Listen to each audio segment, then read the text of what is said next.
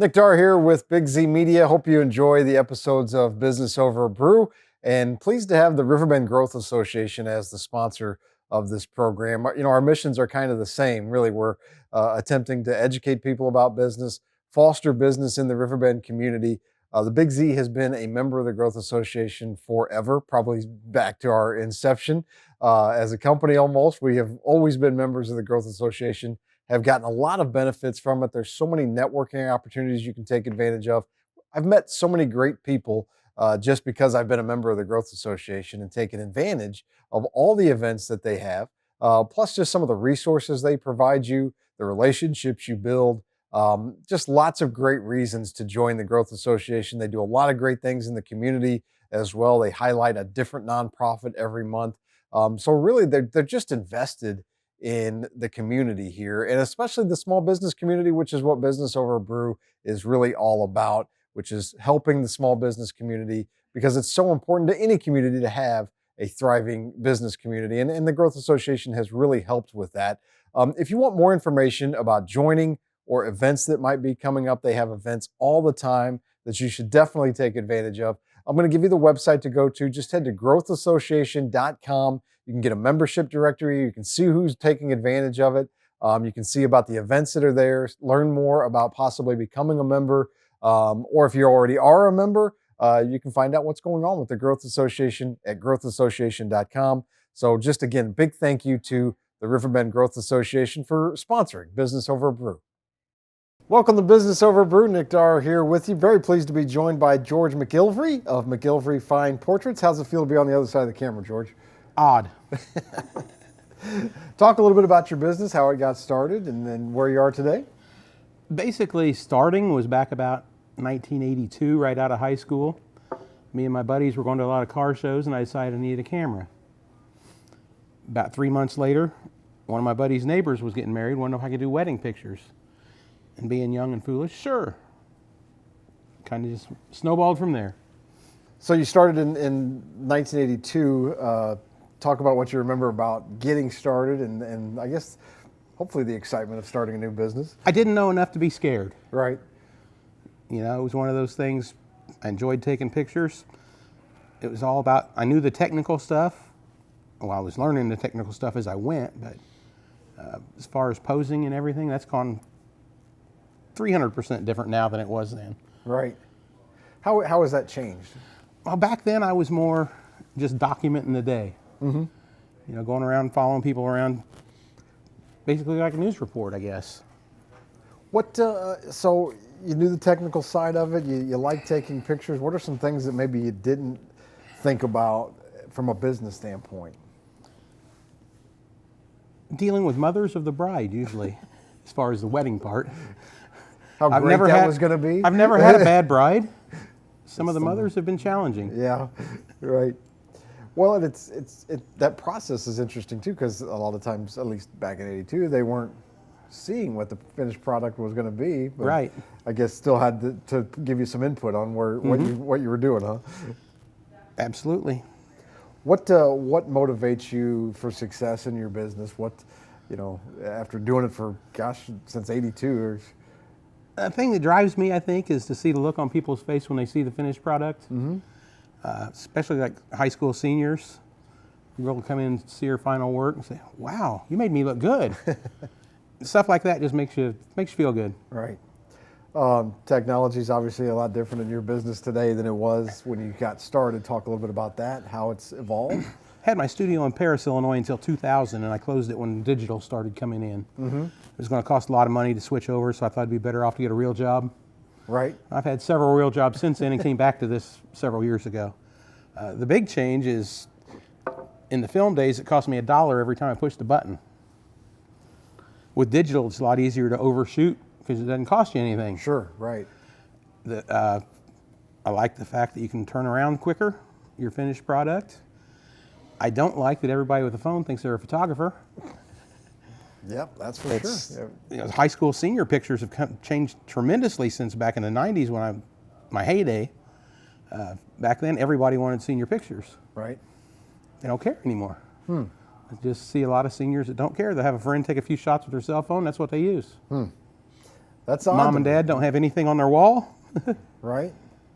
That's interesting. Is there still enough in that business in the senior portrait? I don't know that I'd want to do just seniors. Yeah, sure. Back then I could, I think, but So back in the 90s, a lot of your business was coming from there. Now it's changed. Where is it coming from? Now you had to replace that somewhere. I do a lot of headshots and business type stuff. Yeah, I was one of them. Yes, you were. You do for some new ones, I believe.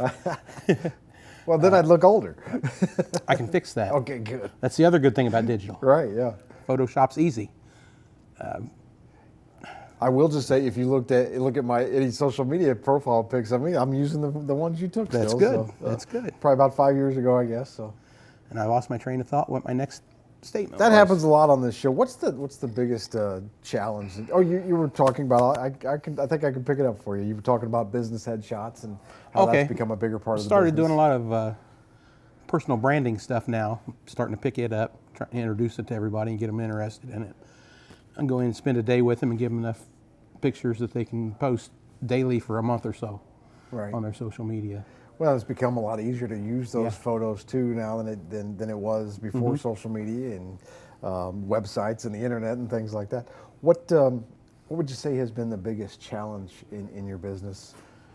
Convincing people that they need a professional photographer. Because, like I said, everybody gets a camera, they're a photographer.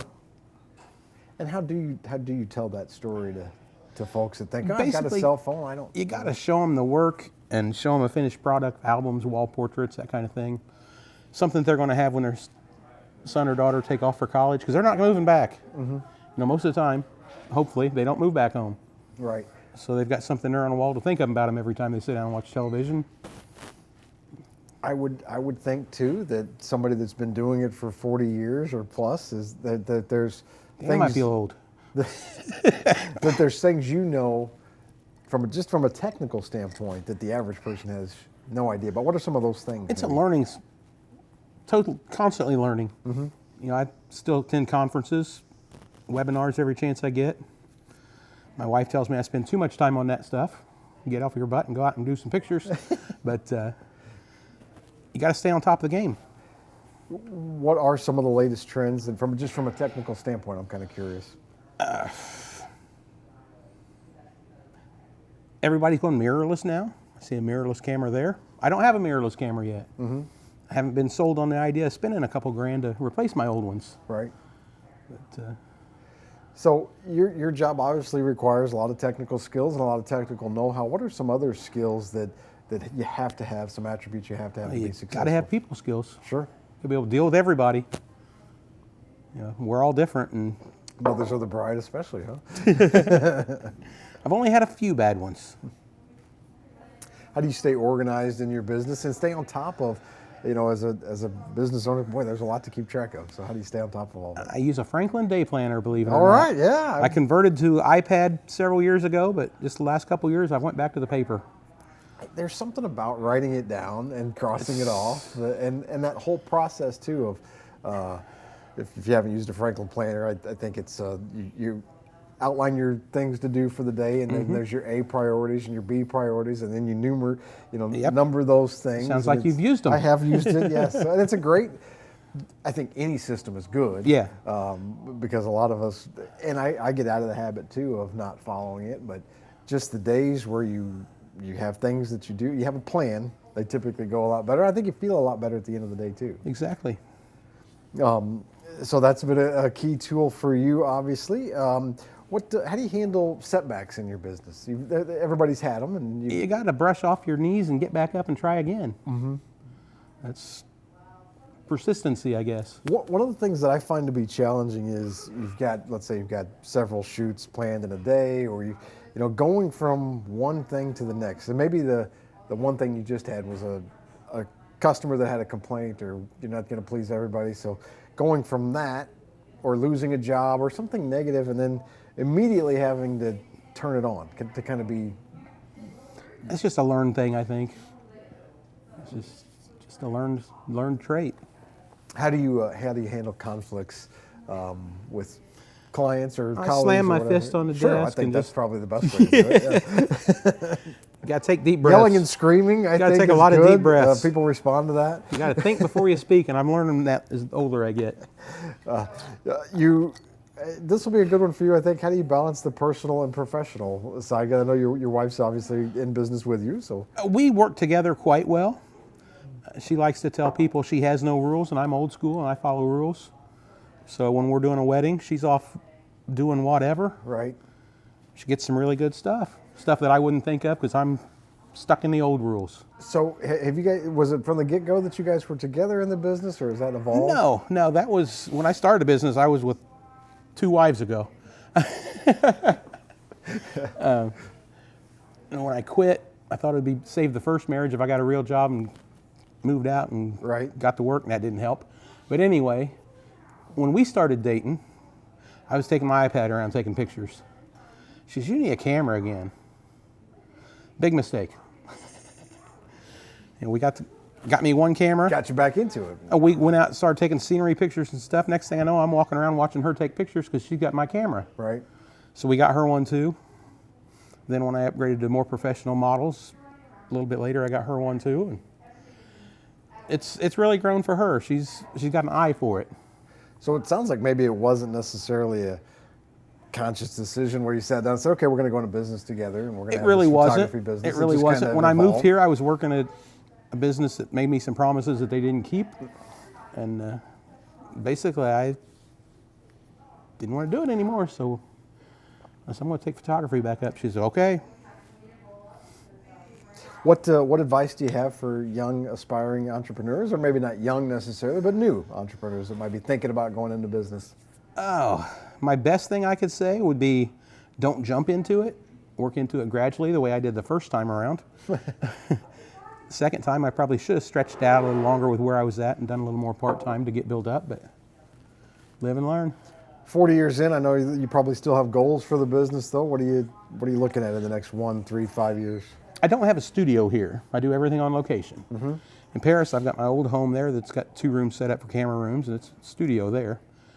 So I'd like to have a studio here where I can have a place for people to come in and look at their pictures, take care of orders, that kind of thing, and have a couple of shooting rooms too.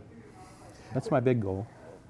What would that allow you to do as a business owner that you can't do now? I think it just gives you more credibility with people. Mm-hmm. I had one of the local bankers, "How do you think that works not having a studio? Do you think you need a location, a storefront?" That was a couple of years ago. I said, "I don't think I really do, but it's getting to the point where it would help." You and I have met at Riverbend Growth Association shows, and they're the sponsor of this program. And you've really taken advantage of a lot of the opportunities that the Growth Association provides. Just talk about what that's meant for your business. It's a really good group, and when I started the photography back up, I started looking at the different chambers of commerce. I was a member of the chamber in Paris. I was vice president for a couple of years, and when I was there, everybody would ask, "Well, what's the chamber do for me?" It doesn't do anything for you.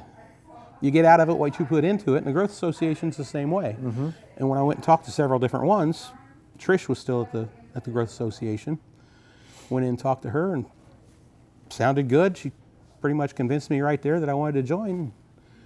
Went to a couple of the after-hours events and signed up. But it's a lot of networking. Yeah, a lot of good networking. You're right, though. If you just join and don't take advantage of it, it's not going to benefit your business all that much. Not going to do anything at all. You're just writing a check. Right. It's networking. looking at newsletters. Right. Yeah. Exactly. So, well, George, I really appreciate you coming on the show. Best of luck to you in the future, and just really congratulations. This many years in business is a great accomplishment. Thank you. Thank you. Thanks for having me, Nick. I appreciate it. Appreciate it. Thanks, George.